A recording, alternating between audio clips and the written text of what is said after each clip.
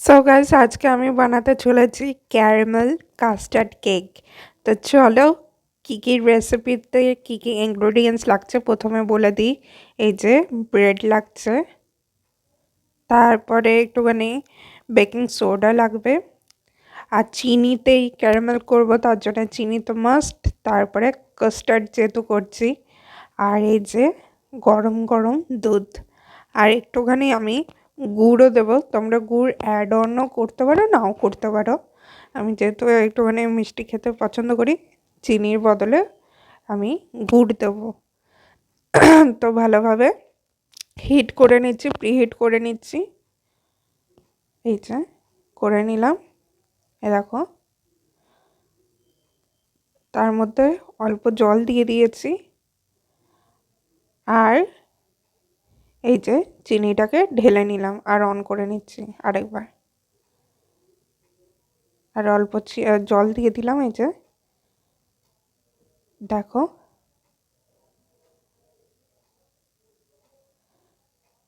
আর একটু পরেই দেখো কালারটা আস্তে আস্তে চেঞ্জেস হচ্ছে। এ দেখো, আমি একদম সিমে দিয়েই আমি করছি। এ দেখো কালার পুরো চেঞ্জ। এরপরে একটুখানি বাটার দিয়ে আমি এই মোলটার মধ্যে আমরা যেহেতু করবো তাই ঢেলে দিচ্ছি।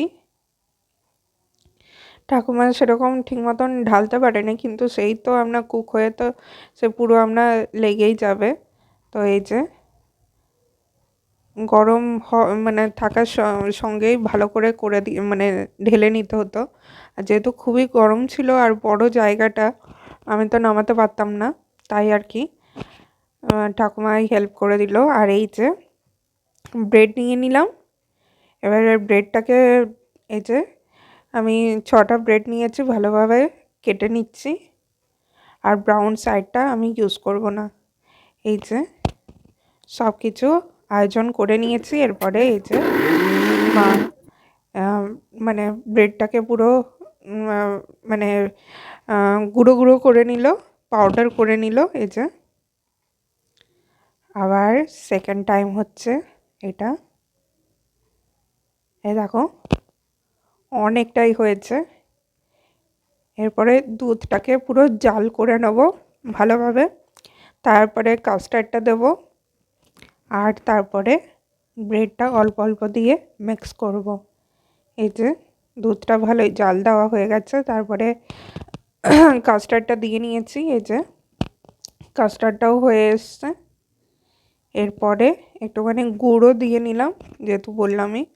আর এই যে অল্প অল্প করে ব্রেডটাকে নিচ্ছি আর মিক্স করছি, আর অল্প বেকিং সোডাও নিয়ে নিয়েছি। এই যে তারপরে হয়ে গেছে ভালোভাবে, আর একটু জল দিয়ে নেড়ে নেব। আর তারপরেই এই যে মোলার মতো বসিয়ে দিয়েছি। এই যে একটুখানি গরম হয়ে যাক 15 মিনিটস, তারপরে নামিয়ে নিলাম। এই যে খুবই গরম আছে গাইস। সো চলো এরপরে ওপেনিং করা যাক যে কেমন হয়েছে গাইস। ফার্স্ট টাইম করছি। এরপরে আমরা এইটা যদি ঠিকঠাক হয়ে যায় তাহলে আরেকবার করবো গাইস। তো চলো। সো গাইস এটা ঠিক মতন তো হয়েছে, বাট সেটটা ঠিক মতন করা হয়নি। তারপরে এটা সেকেন্ড টেক করে করা হলো। এটা সেকেন্ড টাইম। ব্রেড ছাড়াই কিন্তু হয়ে যাবে, ব্রেডটা শুধু শুধু আমি দিয়েছিলাম। তো এই যে ব্রেড ছাড়াই কাস্টার্ড ক্যারামেল কেক হয়ে গেল রেডি। তো তোমাদেরকে কাটিং করেও দেখাচ্ছি, এতটাই সফট হয়েছে গাইস। আর একটুখানি আমরা মানে ফ্রিজে রাখলে ঠিক মতন সেটটা হতো, বাট তস হচ্ছিল না গাইস। কিন্তু হেভি হয়েছে, হেভি। তোমরাই ঘরে ট্রাই করে দেখো, ব্রেড ছাড়াই আমরা করবে, মানে দুধটাকে ভালো করে জাল নিয়ে নেবে আর কাস্টার্ড দিয়ে দেবে। আর অল্প আমি ফ্রুটস অ্যান্ড নাটস নিয়েছি, মানে ফ্রুটস নিয়ে সরি নাটস নিয়েছি। আর এই যে দেখো কাজু, আলমন্ড, বাদাম এসব নিয়েছি আর করে ফেললাম। এ দেখো হেভি হয়েছে, কিন্তু দারুণ হয়েছে, দারুণ। এই যে